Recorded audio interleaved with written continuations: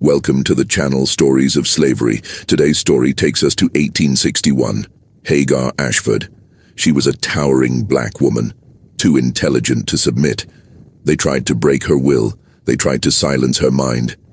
Instead, they sold her 12 times. This is not an easy story. Pause for a moment. Listen closely. Before we begin, subscribe to the channel and tell us in the comments the city and country you're listening from. Your voice keeps these lives remembered, not erased.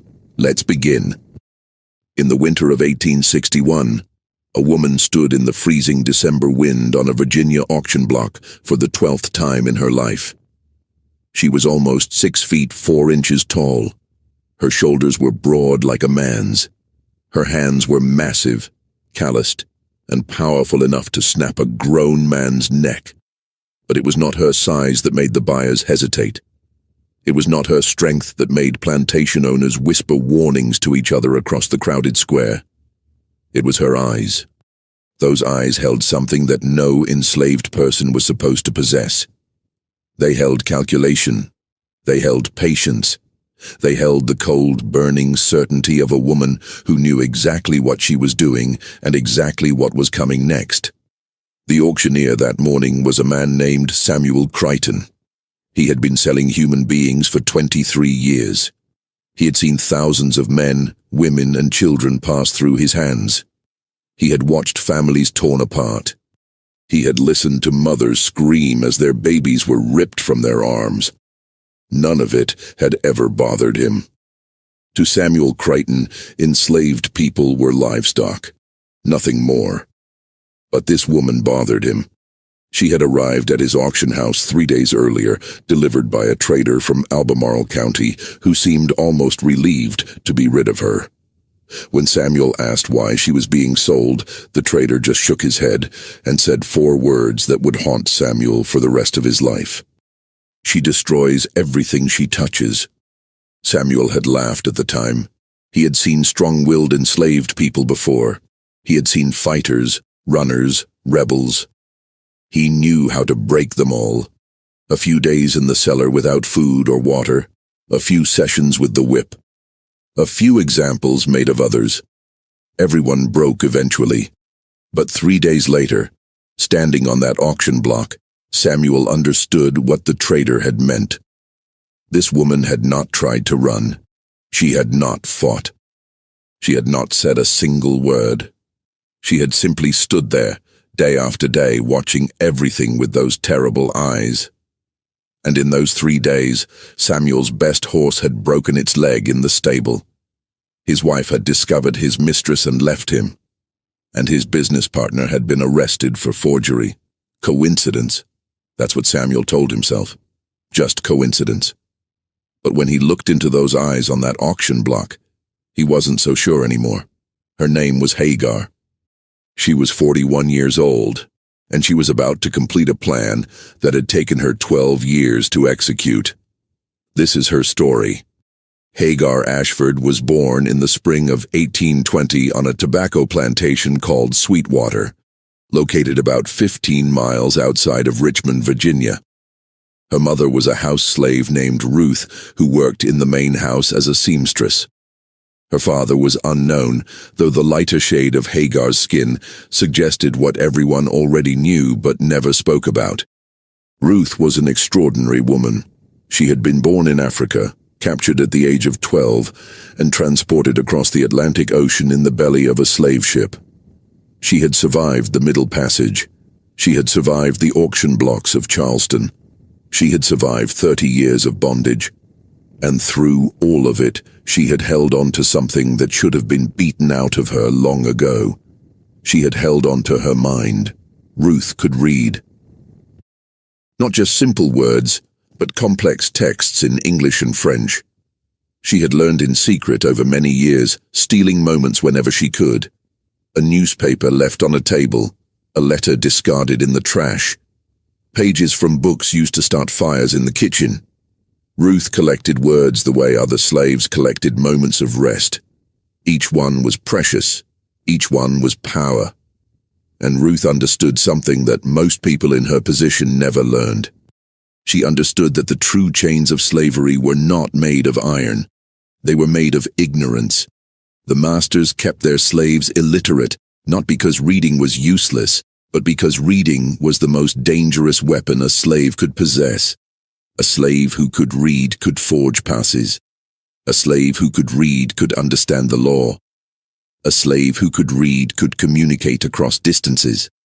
A slave who could read could plan. Ruth began teaching Hagar to read when the girl was just 4 years old. They practiced in the small hours of the night, by candlelight, in the cramped quarters they shared with 6 other slaves. Ruth used a stick to scratch letters into the dirt floor. She made Hagar trace them over and over until the shapes became sounds, and the sounds became words, and the words became meaning. It was the most dangerous thing a slave mother could do. The penalty for teaching a slave to read in Virginia was severe. For the teacher, it meant 39 lashes and possible sale to the Deep South. For the student, it meant the same or worse. And for anyone who helped or knew and didn't report it, the punishment was just as harsh. But Ruth did it anyway, because Ruth understood that knowledge was the only inheritance she could give her daughter. The masters could take everything else. They could take her body. They could take her labor. They could take her dignity, but they could not take what was inside her mind. By the age of 7, Hagar could read better than most white children in the county. By 10, she had devoured every book she could get her hands on, and by 12, she had discovered the library. The master of Sweetwater Plantation was a man named Charles Ashford. He was a wealthy tobacco planter with over 200 slaves and one of the finest private libraries in Virginia. That library contained over 3,000 volumes, including works of philosophy, history, law, mathematics, and science. Charles Ashford was proud of his library. He considered himself an educated man, a gentleman of culture and refinement. He had no idea that his most valuable possession was being systematically consumed by a 12-year-old slave girl.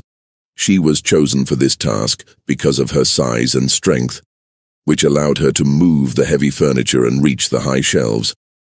What no one realized was that Hagar had turned this chore into an education that would rival any university. She developed a system. Each morning, she would select one book from the shelves, memorize its location exactly, and hide it in her clothing.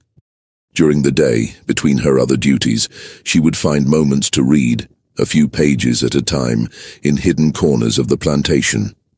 At night, she would read by the light of the moon, or by the glow of embers from the dying fire. And each morning, before dawn, she would return the book to its exact position on the shelf. She read Blackstone's commentaries on the laws of England and learned how property rights worked. She read Thomas Paine's Common Sense and understood that all men were supposed to be created equal. She read histories of slave revolts in the Caribbean and studied why they had succeeded or failed. She read books on agriculture, on medicine, on geography, on military strategy. She read anything and everything, consuming knowledge with a hunger that could never be satisfied. And she remembered everything. Hagar had been born with what people today would call a photographic memory. She could look at a page once and recall it perfectly years later.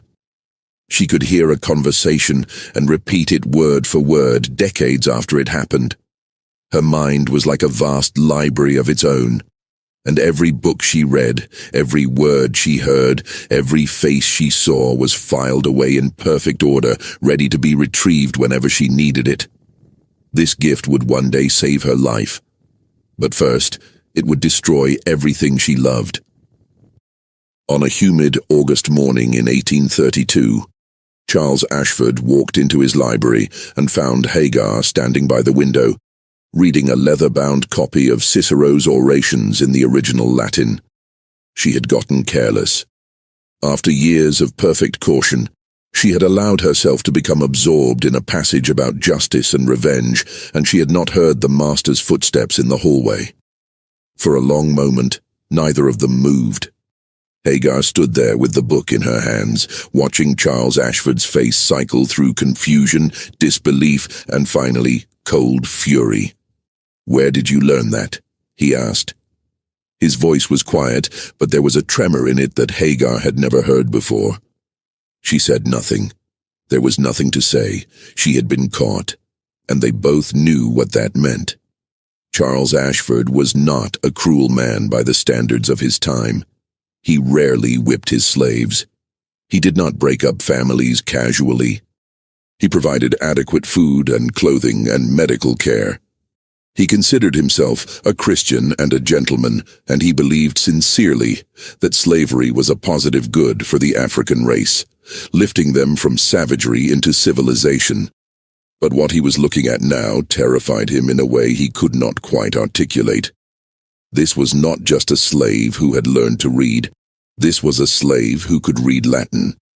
This was a slave who was standing in his library, surrounded by his books, absorbing his knowledge, thinking thoughts that no slave was ever supposed to think. This was a threat to everything he believed about the natural order of the world. "Who taught you?" he demanded. Hagar remained silent. She knew that her answer would determine not just her fate, but her mother's fate as well. If she confessed that Ruth had taught her, Ruth would be sold to the deep south, to the cotton fields and sugar plantations where slaves were worked to death in a few years. If she lied and said she had taught herself, she might be able to protect her mother. But Charles Ashford was not a stupid man. He had already figured it out. That night, Ruth was dragged from her bed and brought to the whipping post in the center of the slave quarters. Every slave on the plantation was forced to watch as the overseer delivered 39 lashes to her bare back. The whip was made of cowhide, weighted with metal at the tips.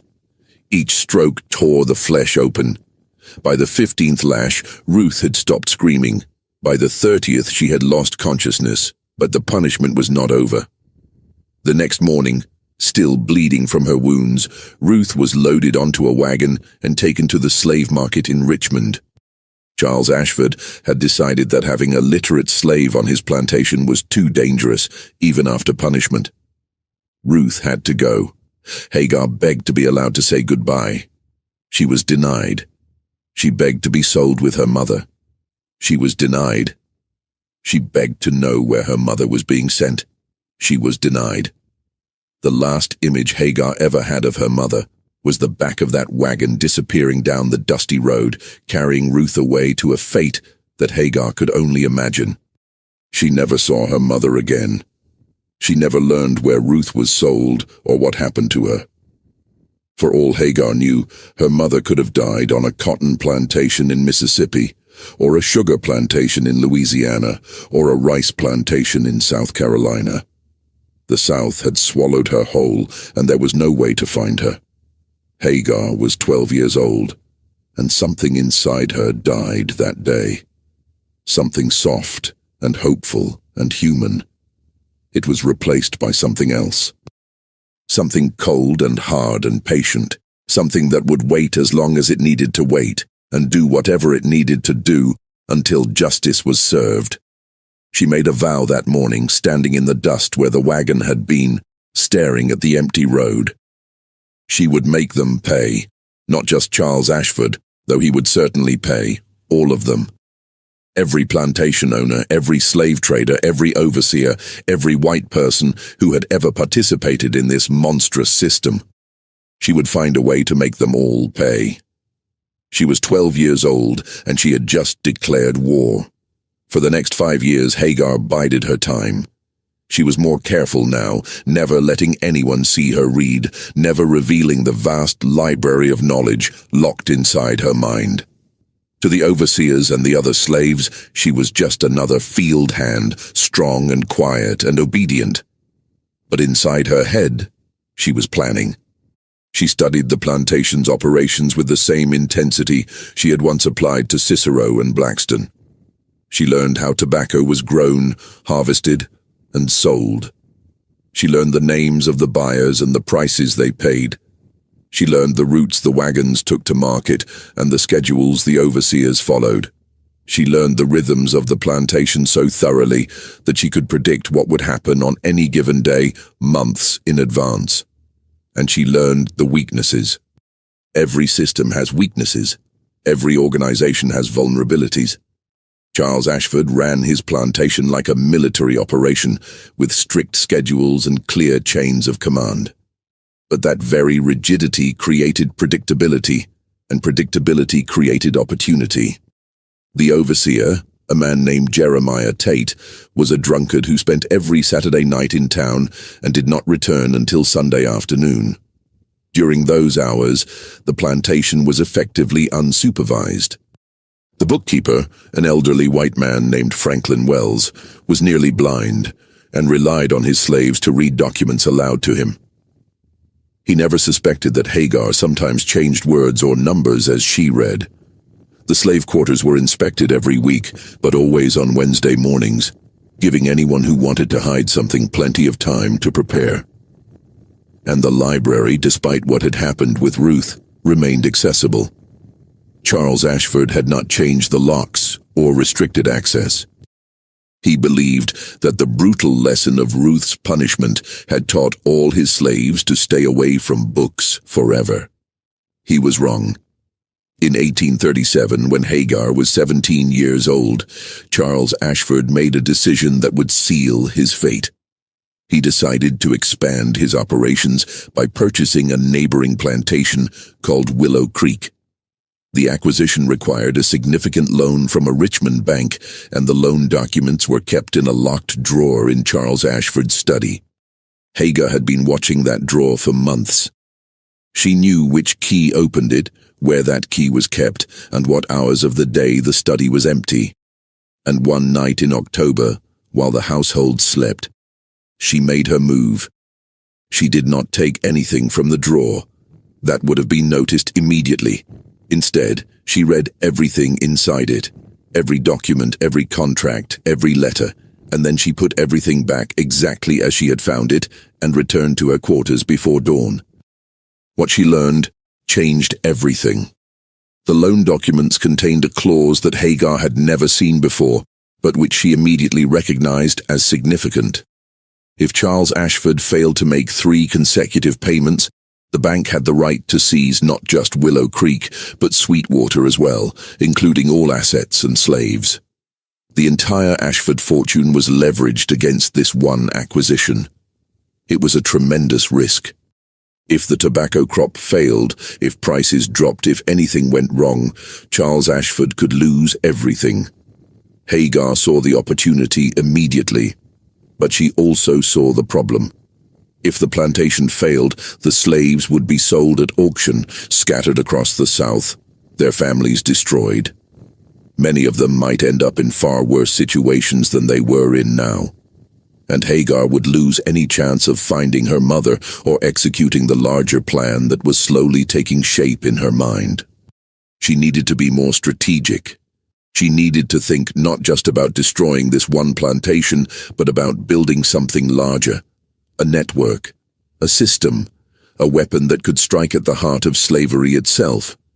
And for that, she needed to be sold. It sounds insane. What slave would ever want to be sold? The auction block was every slave's worst nightmare, the place where families were destroyed and hope died. But Hagar understood something that the masters never did. She understood that the greatest power comes from movement. An enslaved person who stayed on one plantation their entire life knew only that one plantation. They knew its fields, its rhythms, its people, but they knew nothing of the larger world. They could not see the connections between plantations, the networks of trade, the vulnerabilities of the system. But a slave who moved from place to place, who was sold from one master to another, could learn things that no stationary slave could ever learn. They could map the territory. They could build connections. They could find the weak points in the armor. Hagar decided to become that slave. The question was how. Slaves did not get to choose when or whether they were sold. That decision belonged to the master alone.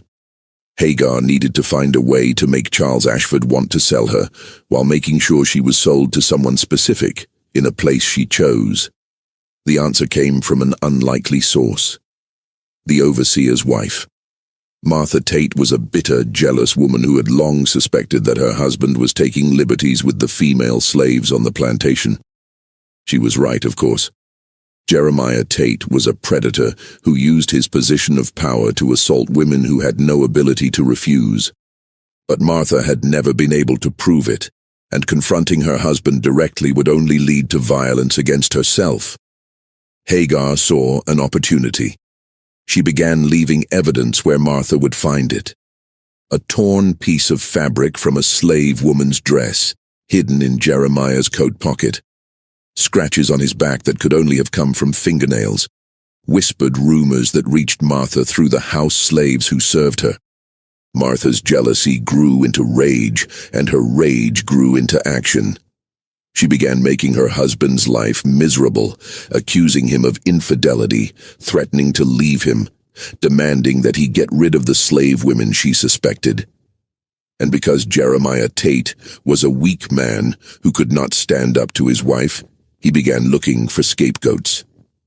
Hagar made sure she was one of them. She started being clumsy in her work, breaking tools, spilling water, making small mistakes that drew the overseer's attention. She made sure to be nearby whenever Martha was watching, cultivating a look that could be interpreted as defiance or desire depending on who was looking. And she began muttering to herself in Latin when she thought no one was listening, just loud enough to be overheard by people who would report it. Within 3 months, Jeremiah Tate had convinced Charles Ashford that Hagar was too dangerous to keep, not because of her size or her strength, but because of her mind. The reports of her speaking in strange languages, the rumors of her unnatural abilities, the way she seemed to know things she shouldn't know, all of it combined to create a portrait of a slave who was more trouble than she was worth. In the spring of 1838, Hagar Ashford was sold for the first time. She was purchased by a man named Thomas Redford, who owned a medium-sized tobacco plantation about 40 miles from Sweetwater. Hagar had researched him thoroughly before maneuvering herself into being sold. She knew that his plantation bordered 3 others, that he had connections to traders who moved slaves between Virginia and Kentucky, and that he had a gambling problem that was slowly eating away at his fortune. She also knew that his library, while smaller than Charles Ashford's, contained something that Sweetwater's had not: a complete set of Virginia legal codes. Hagar had a plan. She was going to learn the law so thoroughly that she could use it as a weapon. She was going to find every loophole, every ambiguity, every vulnerability in the legal system that held her and millions of others in bondage. And then she was going to exploit them all. But first, she had to survive. Thomas Redford was not like Charles Ashford. He was not a gentleman who prided himself on treating his slaves humanely. He was a desperate man, drowning in debt, who saw his slaves as assets to be squeezed for every drop of value. He worked them from dawn until long after dark. He provided minimal food and clothing. He used the whip liberally for any infraction, real or imagined.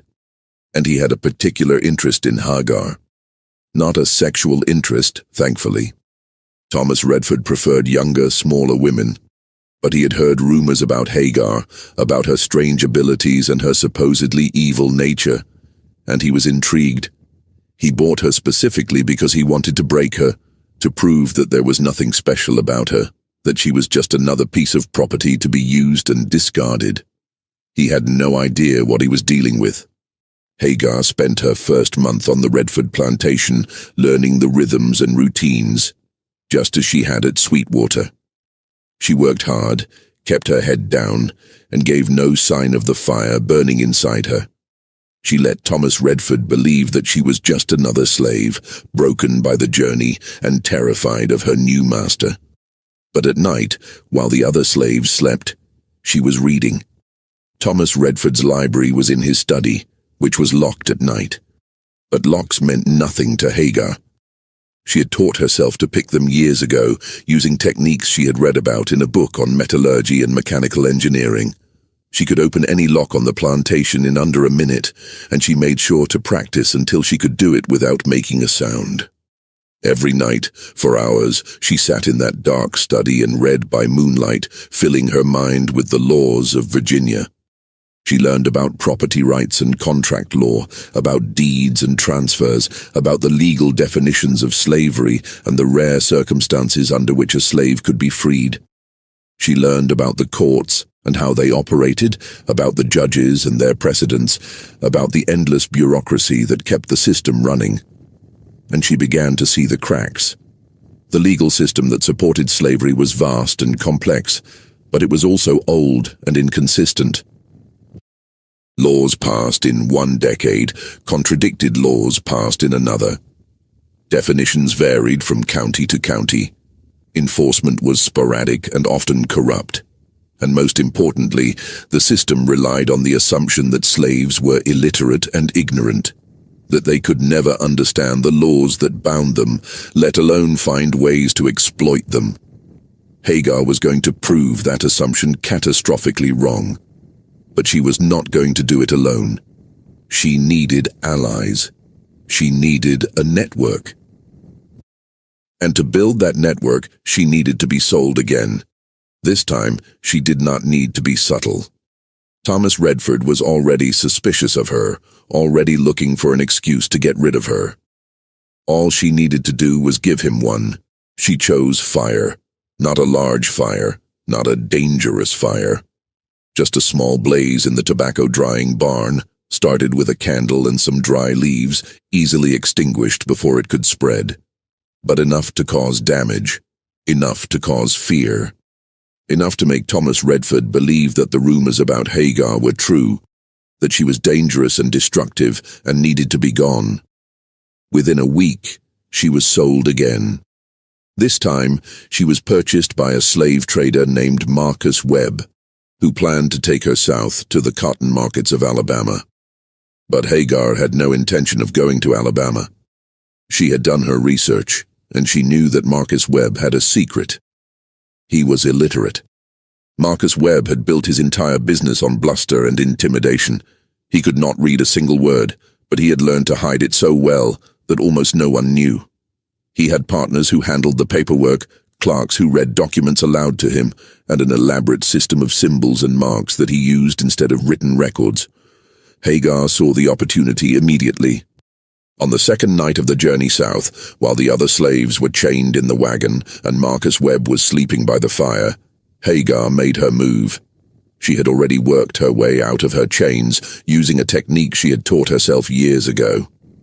She approached Marcus Webb silently, a stolen knife in her hand, and pressed it against his throat before he could wake. "I know you can't read," she said quietly, "and I know what that means for your business. If your partners find out, if your buyers find out, you'll be ruined. Everything you've built will be gone." Marcus Webb's eyes went wide with terror. No slave had ever spoken to him like this. No slave had ever held a knife to his throat. He was completely at her mercy. "I'm going to make you an offer," Hagar continued. "You're going to sell me to a man named William Garrett in Henrico County. You're going to tell him that I'm strong and obedient and perfect for field work. And you're going to forget you ever saw me. In exchange, I won't tell anyone your secret. I won't destroy your business. I won't cut your throat right now. Do we have a deal?" Marcus Webb nodded frantically. "Good," Hagar said. She removed the knife from his throat but kept it in her hand. "Now, put the chains back on me and let's get going. We have a long way to travel." William Garrett was not a random choice. He was the third name on a list that Hagar had been compiling for years, a list of the most powerful and most vulnerable slave owners in Virginia. Each name represented a step in her plan, a move in a game that only she could see. Charles Ashford was the first name, the man who had destroyed her family, the man whose plantation she had studied so thoroughly that she knew it better than he did. Thomas Redford was the second name. A gambler and a drunk, easy to manipulate, useful for gathering information about the slave trade routes. And William Garrett was the third name. Because William Garrett was Charles Ashford's cousin. because William Garrett had helped arrange the sale of Ruth to the Deep South, and because William Garrett's plantation was the hub of a network that connected a dozen of the largest slave-holding families in Virginia. Hagar was not just moving randomly from plantation to plantation. She was climbing a ladder, moving closer and closer to the center of power, gathering information and building connections at every step. And when she reached the top, she was going to push the whole thing down. But first, she had to survive William Garrett. William Garrett was the worst kind of master. He was intelligent and cruel, patient and vicious, a man who took pleasure in breaking the spirits of his slaves. He did not use the whip for punishment. He used it for entertainment. He did not sell troublesome slaves. He tortured them until they died or went mad. And he had heard the stories about Hagar. When Marcus Webb delivered her to Garrett's plantation, William was waiting at the gate. He was a tall, thin man with pale blue eyes and a smile that never reached them. He looked at Hagar the way a scientist looks at a specimen, calculating and cold. "So this is the famous Hagar," he said, "the slave who destroys everything she touches. The slave who speaks in tongues and reads forbidden books. The slave who knows things she shouldn't know." He walked around her slowly, examining her like livestock at auction. "You don't look special to me," he continued. "You look like every other field hand I've ever owned. Big, strong, useful for heavy labor. But there's something in your eyes, isn't there?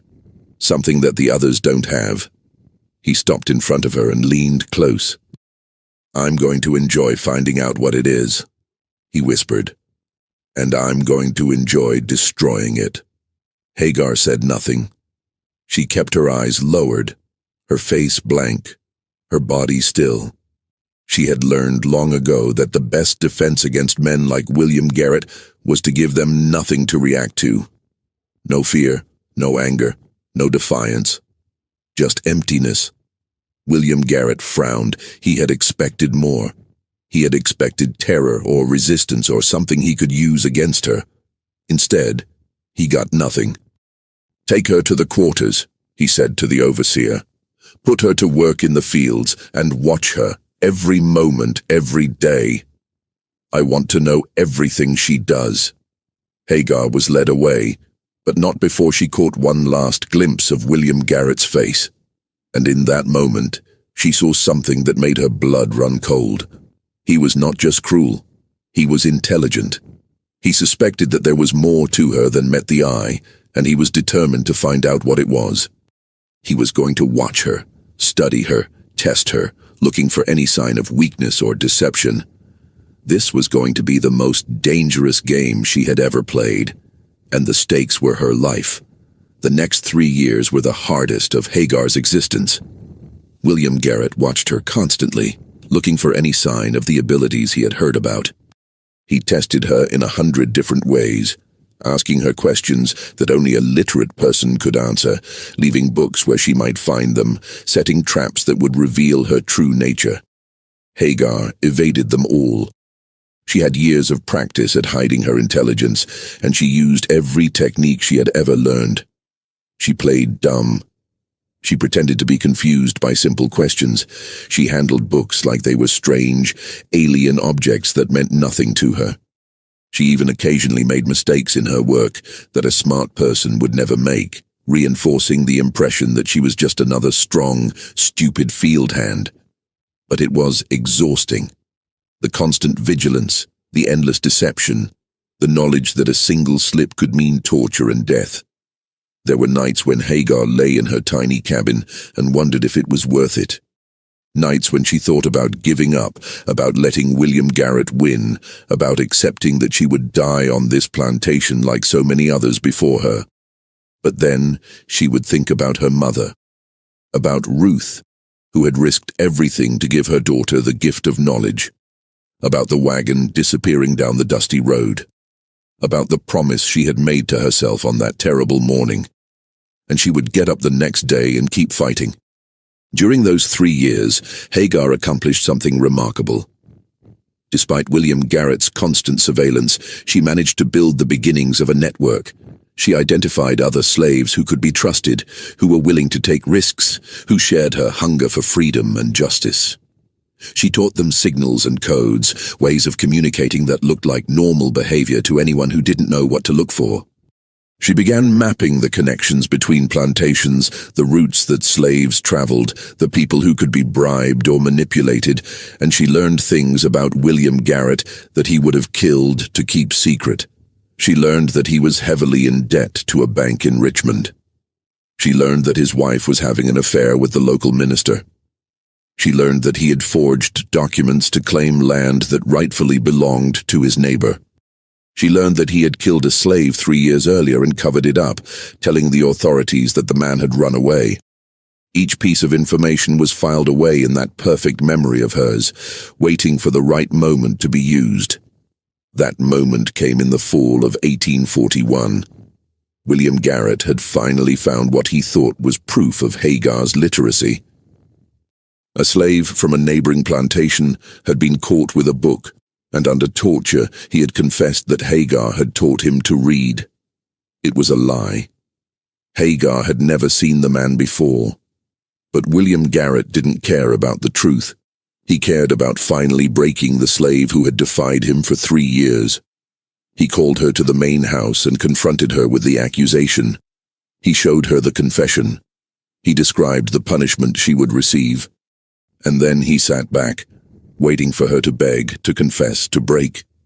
Instead, Hagar did something that William Garrett never expected. She smiled. "You're going to sell me," she said. Her voice was calm, almost pleasant.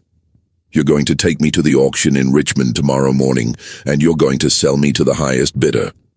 And you're going to do it quietly, without telling anyone why." William Garrett stared at her in disbelief. "Why would I do that?" "Because I know about the bank," Hagar said. "I know how much you owe, and when the payments are due. I know that if you don't come up with $3,000 in the next 30 days, you'll lose everything." She paused, watching the color drain from his face. "I also know about the land you stole from Thomas Mercer. I know about the slave you killed. And I know about your wife and Reverend Whitmore." William Garrett's hands were shaking now. How do you—" "It doesn't matter how," Hagar said. "What matters is that I know. And if you don't sell me tomorrow, quietly and without questions, I'll make sure everyone else knows too. Your creditors, your neighbors, the sheriff, your wife." She leaned forward, and for the first time she let him see what was really in her eyes. "You're not going to break me, Mr. Garrett. I'm going to break you. But I'm going to do it slowly, over many years, after I've moved on to my next destination. You'll never know when the blow is coming or where it will come from. You'll just wake up one day and find that everything you've built has crumbled to dust." She smiled again. "Unless you let me go. Right now. Tonight. Then maybe, just maybe, I'll forget what I know about you. Maybe I'll let you keep your pathetic little kingdom for a few more years. Maybe." William Garrett looked at her for a long moment. His face was pale, his hands still trembling. He had broken hundreds of slaves in his lifetime. He had never once been broken by one. Until now. "Get out," he whispered. "Get out of my house." The next morning, Hagar was on her way to the Richmond slave market, and William Garrett never spoke of her again to anyone for as long as he lived. Hagar Ashford. The Giant Who Broke the Chains, Part 2. The Richmond slave market in the fall of 1841 was one of the largest human trafficking operations in the Western Hemisphere. Located in a complex of buildings near the waterfront, it processed thousands of enslaved people every year, sending them south to the cotton fields of Alabama and Mississippi, east to the rice plantations of South Carolina, and west to the sugar farms of Louisiana. It was a machine designed to destroy families and extract profit from human suffering, and it operated with the cold efficiency of any other business enterprise. Hagar had been through slave markets before, but never one this large. The holding pens stretched for hundreds of feet, crowded with men, women, and children waiting to be sold. The air was thick with the smell of unwashed bodies and the sound of weeping. Families huddled together, knowing that they might be separated forever within hours. Mothers clutched their babies with desperate strength, hoping against hope that some buyer would purchase them together. Hagar watched everything with those calculating eyes. She noted the layout of the buildings, the schedules of the guards, the faces of the traders and buyers. She listened to conversations, picking up information about prices and destinations and the names of the most powerful slave owners in the region. And she began making connections. In the holding pen next to hers, there was a man named Solomon. He was about 50 years old, with gray hair and deep lines around his eyes. He had been a blacksmith on a plantation in North Carolina for 30 years, skilled enough that his master had hired him out to neighboring farms for extra income. But his master had died, and the estate was being sold off, and Solomon was being sent to market like any other piece of property. Solomon could read. Not well, just basic words and numbers, but enough to be useful. More importantly, Solomon knew people. He had spent 3 decades working on different farms throughout North Carolina and Virginia, and he had built relationships with hundreds of enslaved people across the region. He knew who could be trusted, who was willing to take risks, who had skills that might be useful in an organized resistance. Hagar recognized his value immediately. She approached him carefully, using the signals and codes she had developed over the years, a certain way of holding her hands. A pattern of words that sounded like normal conversation but carried hidden meanings. A series of questions that seemed innocent but revealed whether the listener was a potential ally or a potential threat. Solomon understood. He had seen similar codes before in the whispered networks of resistance that existed on every plantation. He responded with his own signals, establishing trust, confirming that he was willing to participate in whatever Hagar was planning. They talked for hours that night, voices low, faces close together in the darkness of the holding pen. Hagar told him about her plan. Not all of it, not yet, but enough for him to understand the scope of what she was attempting.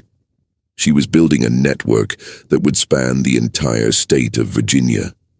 She was mapping the connections between plantations, identifying the vulnerabilities in the system, preparing for a strike that would shake the foundations of slavery itself. Solomon listened in silence, his eyes growing wider with each word. When Hagar finished, he sat for a long moment, staring at nothing. "You're either the smartest person I've ever met," he said finally, "or the craziest. Maybe both." "Does it matter?" Hagar asked. Solomon shook his head slowly. No, I don't suppose it does. What do you need from me?" "Contacts," Hagar said. "Names of people in North Carolina who can be trusted. Routes between plantations. Information about the traders who move slaves between states. Anything you know that might be useful." For the next 3 hours, Solomon talked. He gave Hagar names, dozens of them, along with descriptions of each person and their skills and their locations. He described the routes that slave coffles traveled between North Carolina and Virginia, the stops they made, the opportunities for communication along the way. He told her about the underground networks that already existed, the secret churches and midnight meetings where enslaved people gathered to pray and plan and dream of freedom.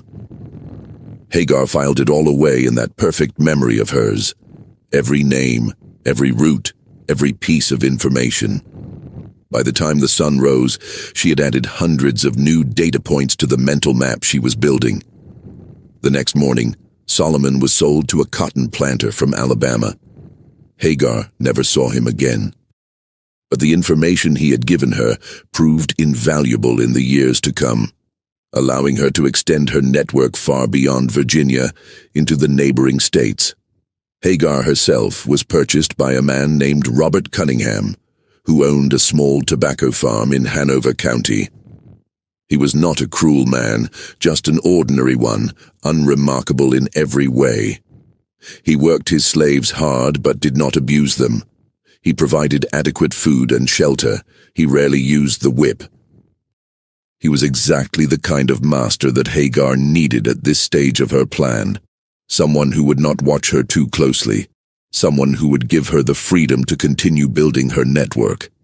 She spent 2 years on the Cunningham farm, and during that time, she made more progress than she had in all the years before. The Cunningham farm was located at a crossroads, a place where several major roads intersected. Travelers passed through constantly, including slave traders moving their coffles between markets, peddlers selling goods from town to town, and free black people traveling on legitimate business. Each of these travelers was a potential source of information, a potential link in the chain Hagar was building. She developed a system for making contact.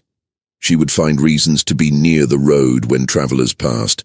She would offer water or food in exchange for conversation. She would ask innocent-seeming questions about conditions in other places, about people she claimed to know, about news from the wider world. And she would file away everything she learned, adding it to the ever-growing map in her mind. By the end of her 2nd year on the Cunningham farm, Hagar had established connections with enslaved people on over 40 plantations across Virginia and North Carolina. She had identified 17 individuals who were willing to take significant risks for the cause of freedom. She had mapped the routes between every major slave market in the region, and she had begun to develop something far more ambitious than a simple escape network. She was building an intelligence operation. Every piece of information that flowed through her network was analyzed and catalogued. Reports on which masters were in financial trouble. Details about which plantations had weak security. Information about which slave traders were corrupt enough to be bribed. Data on the schedules of patrols and the locations of safe houses. And she was teaching others to do the same. Using the codes and signals she had developed, she trained her contacts to gather and transmit information. She created a system of dead drops and secret messages, allowing information to flow across hundreds of miles without any direct contact between the people involved. It was a remarkable achievement, all the more so because it was accomplished by enslaved people who were forbidden to read, forbidden to travel, forbidden to gather in groups, forbidden to do anything that might threaten the power of their masters. But Hagar knew it was not enough. Information was power, but only if it could be used. And to use the information she was gathering, she needed something more. She needed access to the centers of power. She needed to be close to the people who made the decisions, who held the keys to the system. She needed to be sold again. In the spring of 1843, Hagar engineered her 5th sale. She had learned from her experience with William Garrett that the best way to control her own destiny was to create situations that forced her masters to sell her. And she had become very good at creating such situations. On the Cunningham farm, she used a subtler approach. She began displaying knowledge that an enslaved person should not have. She corrected the overseer's arithmetic when he was calculating crop yields. She predicted changes in the weather with uncanny accuracy. She mentioned details about distant events that she could not possibly have known through normal means. The Cunningham family became convinced that she was a witch. This was not an uncommon belief in rural Virginia. Many white people, despite their supposed Christianity, harbored deep superstitions about the supernatural powers of enslaved Africans. They believed in root doctors and conjure women, in curses and hexes and evil eyes. And they were terrified of having such a person in their household. Robert Cunningham sold Hagar at the first opportunity, happy to be rid of her before she could bring some terrible curse upon his family. He sold her to a trader named James Monroe, no relation to the former president, who specialized in purchasing troublesome slaves and reselling them to buyers who did not know their histories. James Monroe was exactly the kind of man Hagar needed. He was connected to every major slave market in Virginia, Maryland, and North Carolina. He knew every plantation owner, every buyer, every seller. He had information about the slave trade that few other people possessed, and he could be manipulated. Hagar spent 6 months with James Monroe, traveling with his coffles of enslaved people from market to market. It was a brutal existence. The coffles walked for miles every day, chained together, fed barely enough to keep them moving. Many died along the way from exhaustion, disease, or despair. But for Hagar, it was an opportunity. She used those 6 months to map the entire slave trade network of the Upper South. She learned the names of every major buyer and seller, their locations, their preferences, their financial situations. She learned the routes between markets, the schedule of auctions, the prices that different types of slaves commanded. She learned where the weak points were, where the system could be disrupted, where pressure could be applied. And she made more connections. Every coffle contained enslaved people from different plantations, different states, different backgrounds. Each one was a potential link in her network, a potential carrier of information, a potential ally in the war she was waging. By the time James Monroe sold her, Hagar had contacts on over 100 plantations across 4 states. She had trained over 50 people in her system of codes and signals. She had created an intelligence network that spanned thousands of square miles, and she was just getting started. Her 6th sale took her to a plantation in Louisa County owned by a man named Frederick Holmes. Holmes was a lawyer as well as a plantation owner, and his study contained something that Hagar had been searching for years to find: a complete collection of court records and legal documents relating to slavery in Virginia. This was the treasure she had been seeking. The legal codes she had studied years ago had given her a framework for understanding the system, but court records were different. Court records showed how the law actually worked in practice, how it was interpreted and applied and sometimes bent or broken. Court records contained the details that no law book could provide. For 2 years, Hagar studied those records with the same intensity she had once applied to Blackstone and Cicero. She learned about every case involving slavery that had been decided in Virginia courts. She learned about the precedents and the exceptions, the technicalities and the loopholes. She learned about cases where slaves had been freed on technical grounds, where wills had been contested, where property transfers had been challenged. And she found something extraordinary. Hidden in the records of a case from 1812, she found a precedent that had apparently been forgotten by everyone in the legal profession. The case involved a slave named James, who had been promised freedom in his master's will, but then sold to another owner before the master died. The new owner claimed that the sale nullified the promise of freedom, but the court disagreed. The court ruled that a promise of freedom, once made and witnessed, could not be revoked by subsequent sale. The implications were staggering. If a slave owner could be induced to promise freedom to an enslaved person, and if that promise could be witnessed and documented, then that promise was legally binding even if the slave was later sold. The promise followed the person, not the property. Hagar immediately saw how this could be used. If she could get slave owners to make promises of freedom, even informal ones, and if she could document those promises, she could potentially free enslaved people using the master's own words against them. But she needed more. A single obscure precedent from 30 years ago would not be enough. She needed to find more cases, more exceptions, more technicalities. She needed to build a legal arsenal that could be used to attack slavery from within. She spent another 6 months on the Holmes plantation, studying every document she could get her hands on. And then, when she had learned everything she could learn, she arranged to be sold again. Her 7th, 8th, and 9th sales followed a similar pattern. Each time, she targeted a specific plantation for a specific reason. A plantation with connections to the political establishment. A plantation near a major transportation hub. A plantation owned by a family with influence in the state legislature.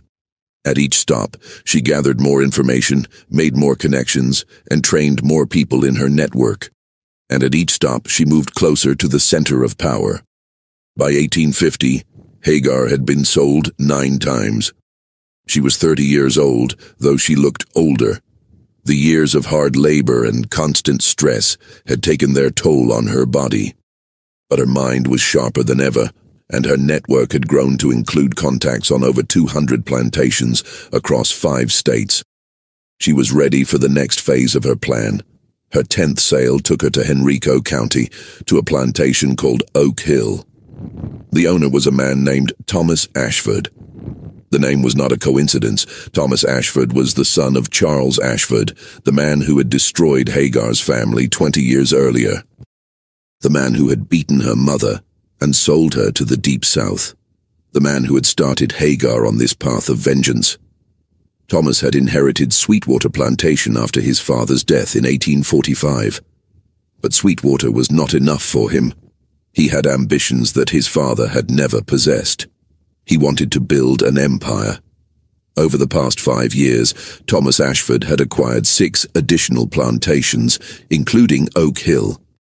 He had consolidated his holdings into one of the largest slave-holding operations in Virginia, with over 800 enslaved people working his fields. He had established connections with banks, politicians, and traders throughout the South. He had become one of the most powerful men in the state. And he had no idea that the woman who had just been sold to his plantation was the same girl who had stood in his father's library 20 years ago, reading Cicero in the original Latin. Hagar was different now. 20 years of hard labor had changed her body, and the constant stress of survival had changed her face. She was still tall, still imposing, but the girl who had watched her mother being taken away was long gone.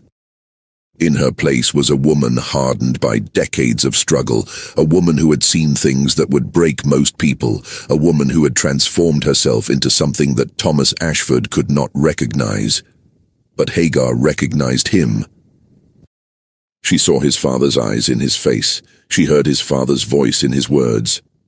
And when she looked at him, she saw the man who had destroyed her family, resurrected in new flesh, continuing the same evil that his father had perpetrated.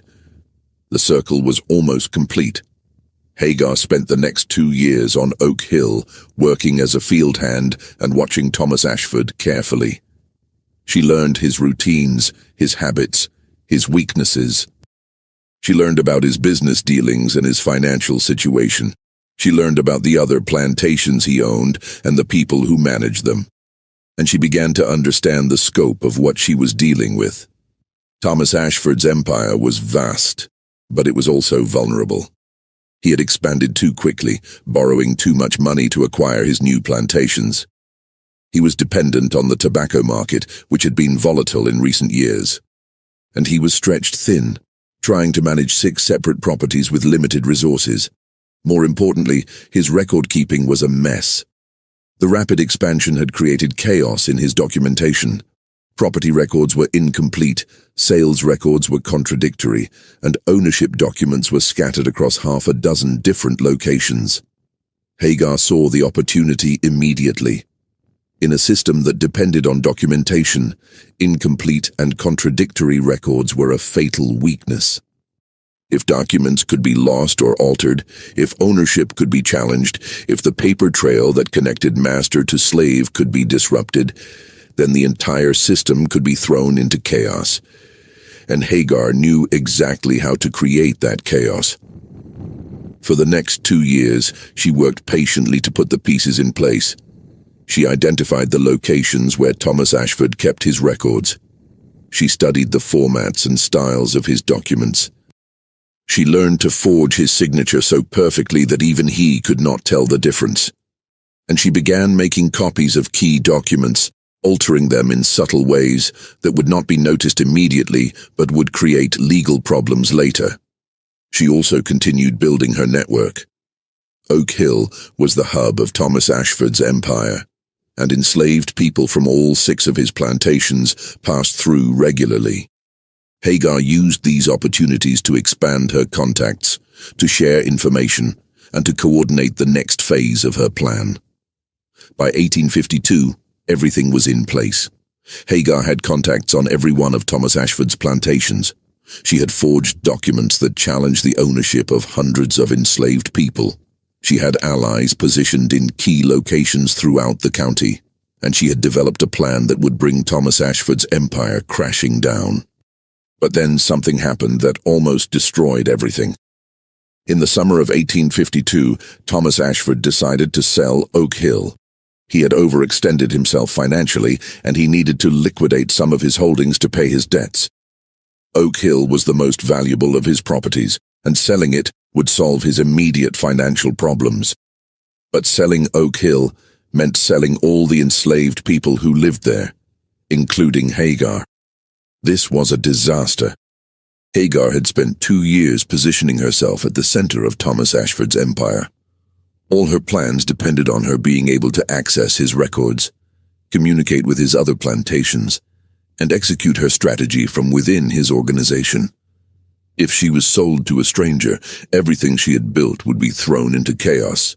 She had to stop the sale. But how? She could not simply blackmail Thomas Ashford the way she had blackmailed William Garrett. Thomas was too powerful, too well-connected.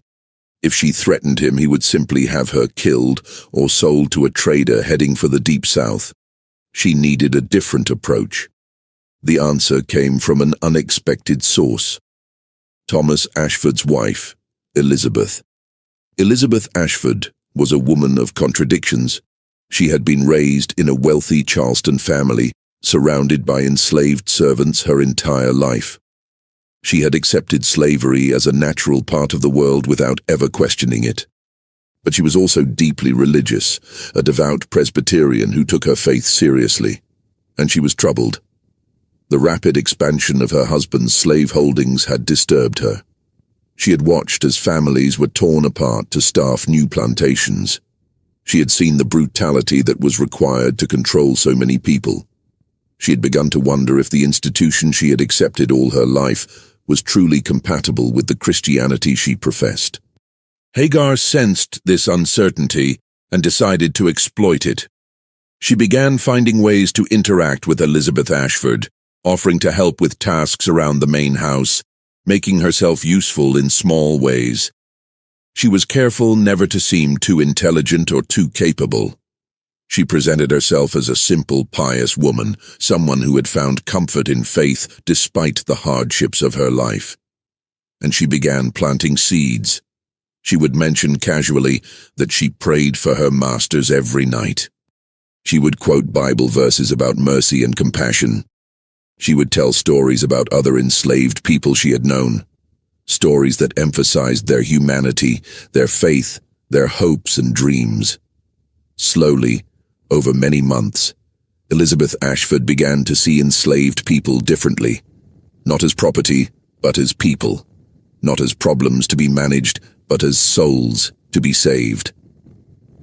When Thomas Ashford announced his plan to sell Oak Hill, Elizabeth objected.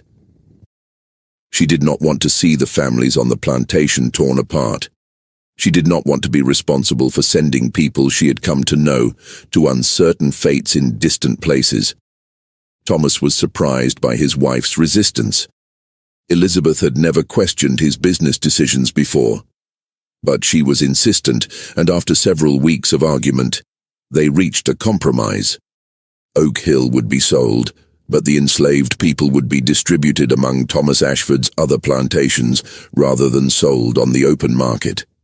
It was not a perfect solution. Hagar would still be moved from Oak Hill, but she would remain within Thomas Ashford's empire, able to continue her work. She was transferred to Sweetwater. The irony was not lost on her. 20 years after being sold away from the plantation where she was born, Hagar was returning. But she was not the same person who had left. She was a general now, commanding an army of allies and information, preparing for the final battle of a war that had lasted most of her life. Sweetwater had changed in the 2 decades since Hagar had left. Charles Ashford was dead, and his son had transformed the plantation into the headquarters of a larger operation. New buildings had been constructed, the fields had been expanded. The slave quarters had been enlarged to accommodate the workers from the consolidated operations. But some things were the same. The library where Hagar had taught herself to read was still there, though the books had been moved and reorganized.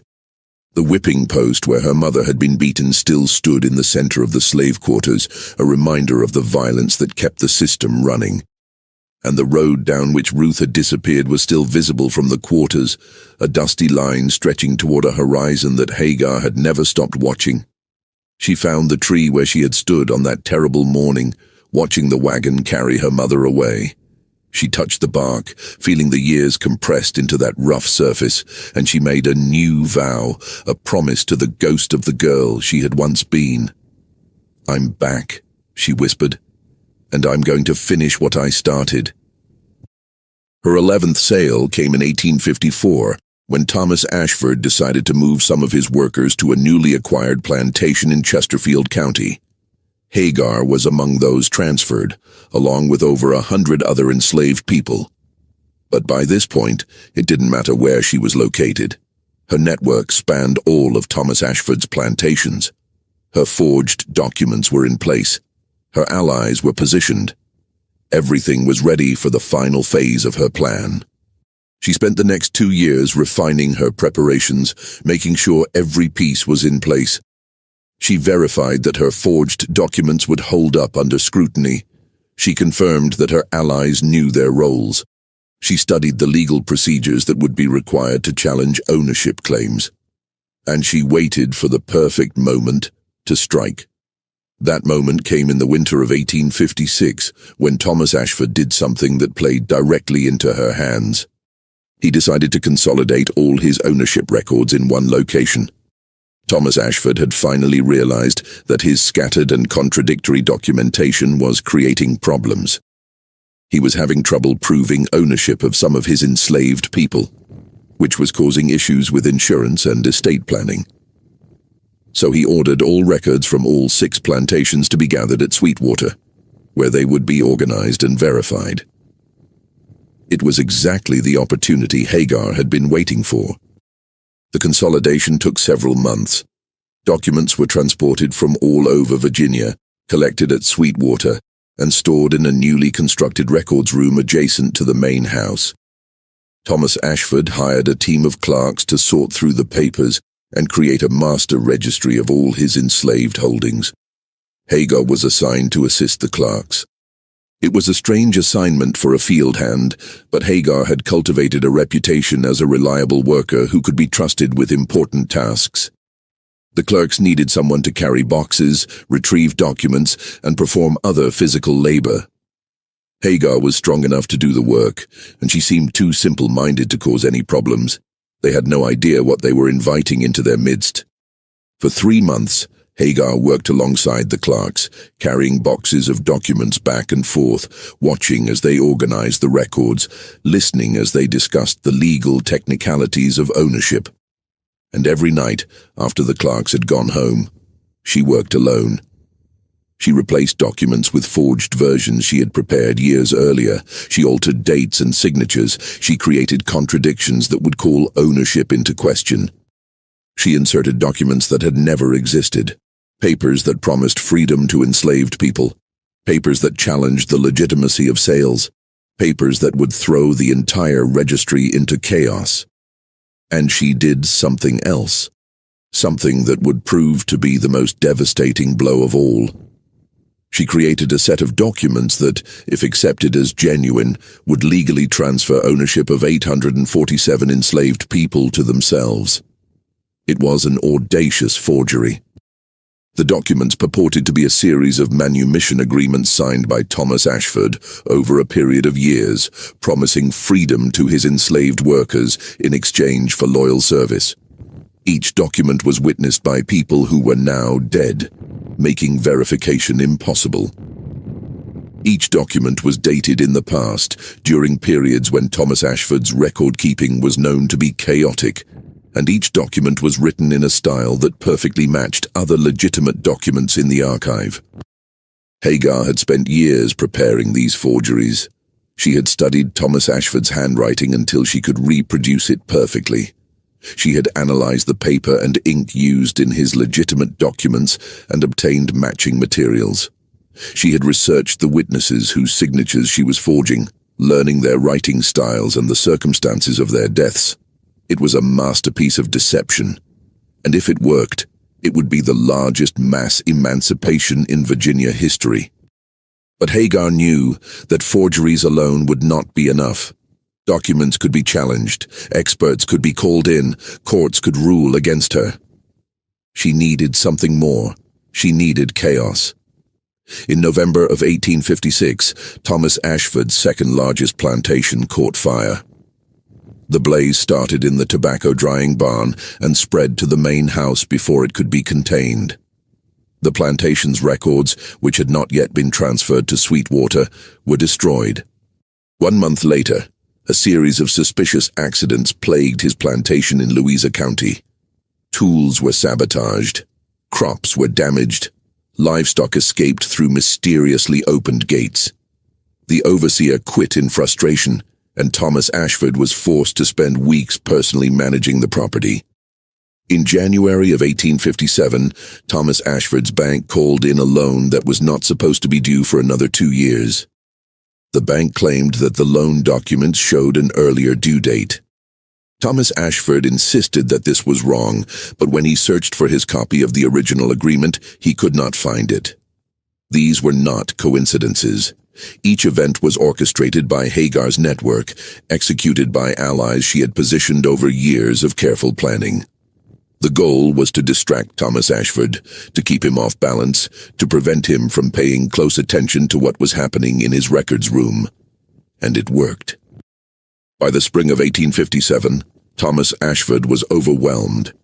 His empire was in disarray, his finances were strained, his health was failing. He had neither the time nor the energy to personally verify the consolidated records that his clerks were preparing. On May 15, 1857, the clerks presented Thomas Ashford with the completed master registry of his enslaved holdings. Thomas signed it without reading it carefully. He was too tired, too distracted, too confident in the competence of his employees. He had just signed his own destruction. 3 days later, a man named James Henderson walked into the Henrico County Courthouse and filed a legal challenge on behalf of 847 enslaved people. The challenge claimed that these individuals had been promised freedom by their owner, Thomas Ashford, and that the promises were documented in the recently consolidated records. The challenge demanded that the court recognize these manumission agreements and grant freedom to all 847 people. James Henderson was a free black man who worked as a clerk in a Richmond law office. He was also one of Hagar's oldest and most trusted allies. She had met him years earlier, during her time with the slave trader James Monroe, and had been cultivating him ever since. He was one of the few free black people in Virginia who understood the legal system well enough to navigate it, and he was willing to take enormous risks for the cause of freedom. The legal challenge created immediate chaos. Thomas Ashford was summoned to court to respond to the claims. He insisted that the manumission agreements were forgeries, that he had never signed any such documents, that the whole thing was a fraud. When the court examined the documents, they found something disturbing. The agreements were in the same handwriting as other documents known to be genuine. They were on the same paper, with the same ink, bearing the same signatures and seals. They were indistinguishable from authentic documents, and they were part of the official consolidated registry that Thomas Ashford himself had signed and submitted to the court. Thomas Ashford was trapped. If he claimed that the manumission agreements were forged, he was also claiming that his own consolidated registry was fraudulent. But he had signed that registry, certifying its accuracy. If the registry was fraudulent, then Thomas Ashford himself was guilty of perjury and fraud. The court ordered an investigation. Experts were brought in to examine the documents. Witnesses were called to testify about the circumstances under which the agreements had supposedly been signed. The proceedings dragged on for months, while Thomas Ashford's financial situation deteriorated further. and Hagar watched it all from a distance, waiting. In August of 1857, the court issued its preliminary ruling. The manumission agreements appeared to be genuine. The enslaved people named in the agreements were entitled to their freedom pending a final determination. 847 people walked out of Thomas Ashford's plantations that day. They walked past the overseers who had whipped them. They walked past the gates that had confined them.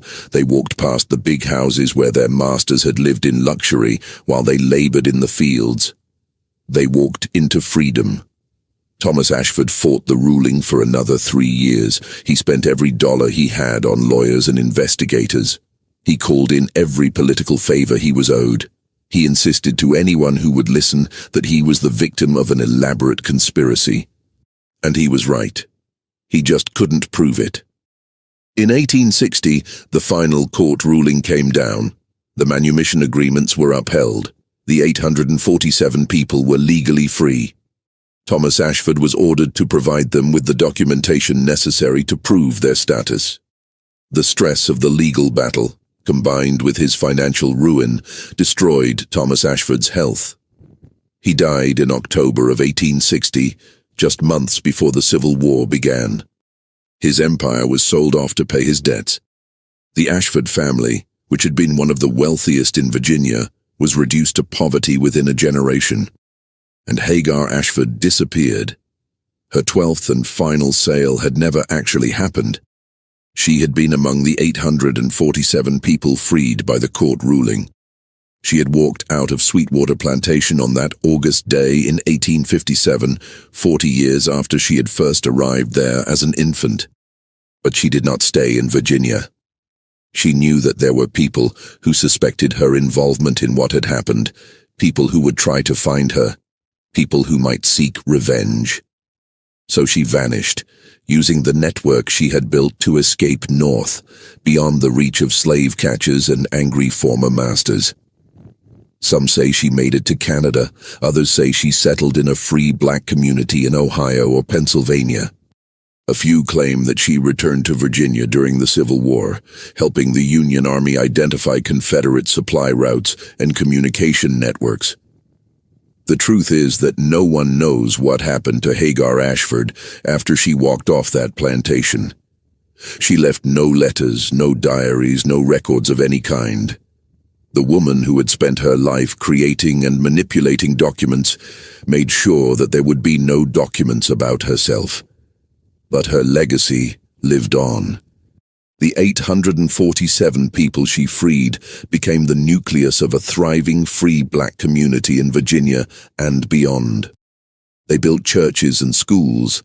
They started businesses and farms. They raised families and told stories about the woman who had set them free. And they continued her work. The network that Hagar had built did not disappear when she did. It evolved and expanded, becoming part of the larger movement that would eventually be known as the Underground Railroad. The codes and signals she had developed were taught to new generations. The connections she had established continued to function, helping enslaved people escape to freedom throughout the years leading up to the Civil War. By the time the 13th Amendment was ratified in 1865, abolishing slavery throughout the United States, Hagar Ashford's network had helped an estimated 2,000 people escape to freedom. Her legacy extended far beyond the 847 people she had directly freed. But perhaps the most important part of her legacy was something less tangible. Hagar Ashford proved that the system could be beaten, not by force, not by violence, but by intelligence and patience and strategic thinking. She showed that an enslaved person, denied every opportunity for education and advancement, could teach herself to read and write and think more clearly than any of her masters. She demonstrated that the legal system that was designed to perpetuate slavery could be turned against itself.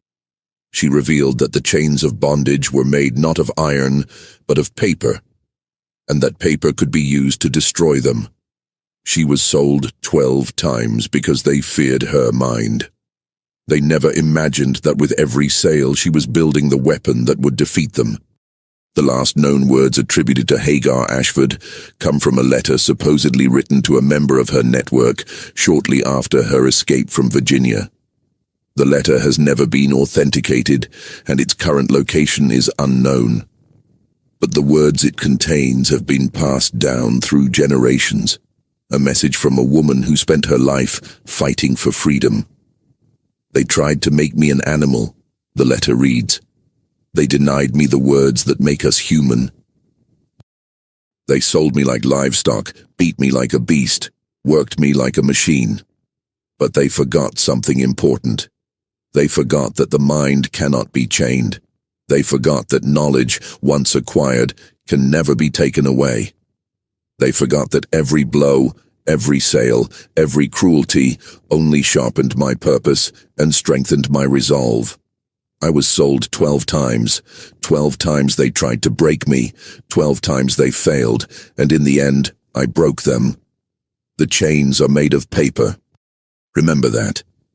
The power they hold over us is written in books and recorded in registers and filed in courthouses. It seems solid. It seems permanent. It seems unbreakable.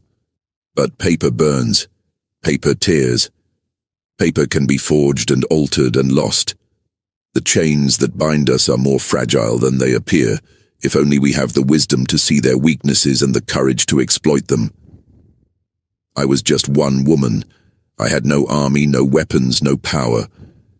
All I had was my mind and my patience and my unwavering determination to be free. And with those tools, I brought down an empire. If I can do it, so can you. So can anyone who refuses to accept that their humanity is less than another's. So can anyone who understands that freedom is not a gift that is given, but a right that is taken. They sold me 12 times, and I destroyed them 12 times over. Remember me, remember what I did, and never ever stop fighting. The letter is signed simply, Hagar. Today, in a small cemetery in Henrico County, Virginia, there is a weathered stone marker. It stands among the graves of enslaved people who lived and died on the Ashford plantations. People whose names were never recorded, whose stories were never told, whose lives were considered property rather than history. The marker bears no name. It was placed there in 1892 by a group of elderly men and women who had been among the 847 freed by Hagar's plan. They could not find her grave, did not know where or when she had died, but they wanted something to mark her existence. The inscription on the marker is short, just 5 words carved into the stone. She remembered. She returned. She freed. Below those words is a symbol that few people today would recognize. It is one of the codes that Hagar developed, a mark that her network used to identify safe places and trusted people.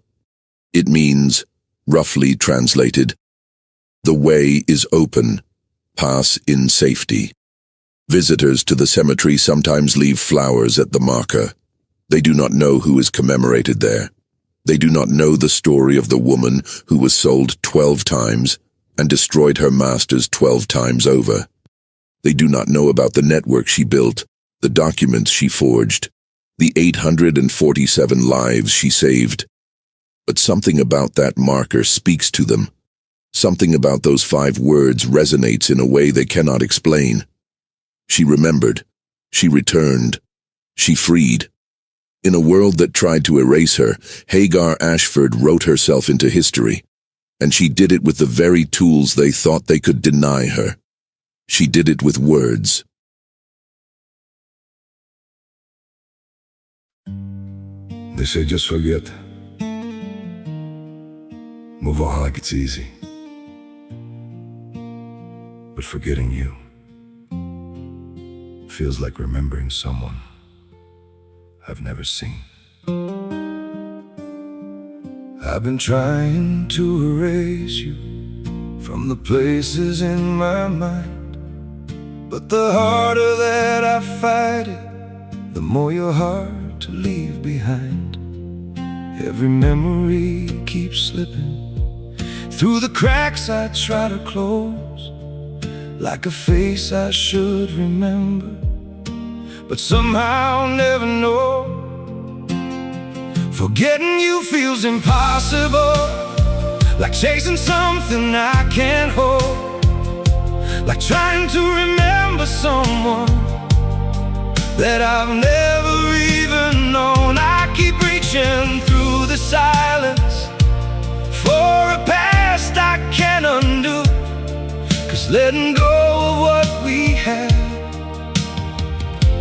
feels like losing something true. Every moment turns to fragments, every thought just fades to blue, like I'm searching for a feeling that still only leads to you. Forgetting you feels impossible, like chasing something I can't hold, like trying to remember someone that I've never even known. I keep reaching through the silence for a past I can't undo, 'cause letting go of what we had feels like losing something true.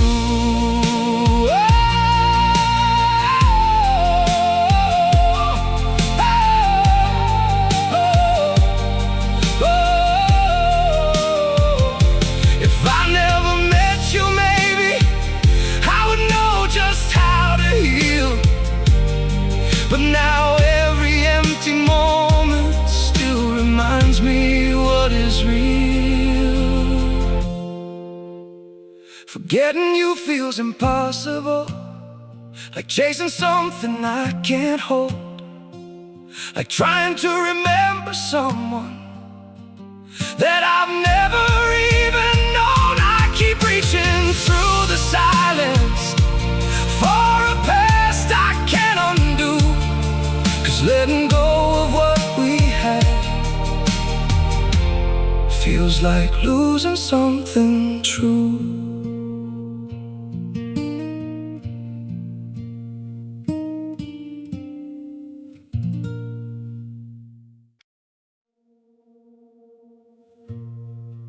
Don't pity me. My heart doesn't need your mercy. I can still stand on my own.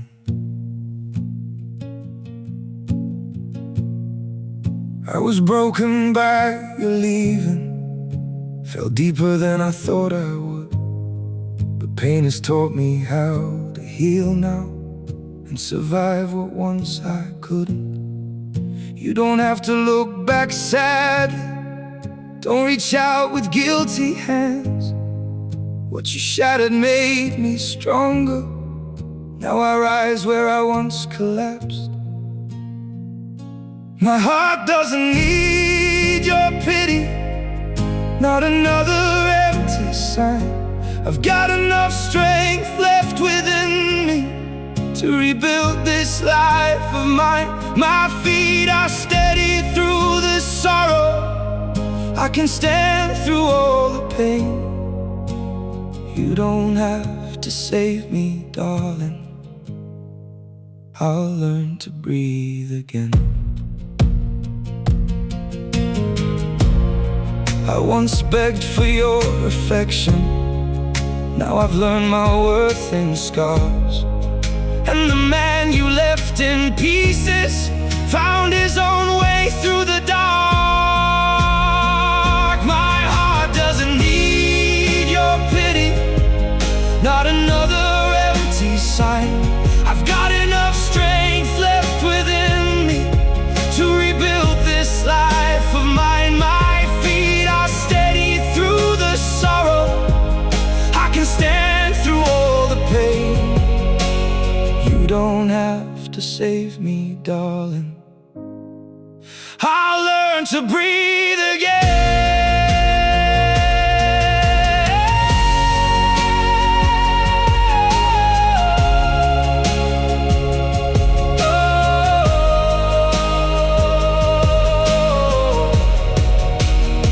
So keep your sympathy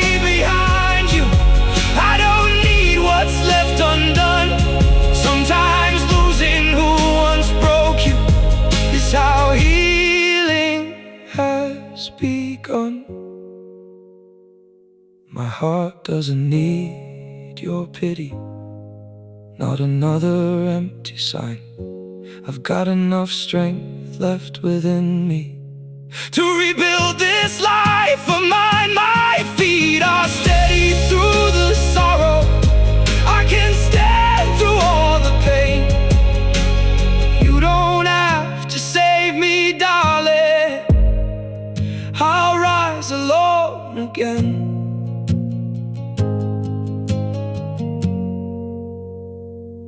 I'll rise alone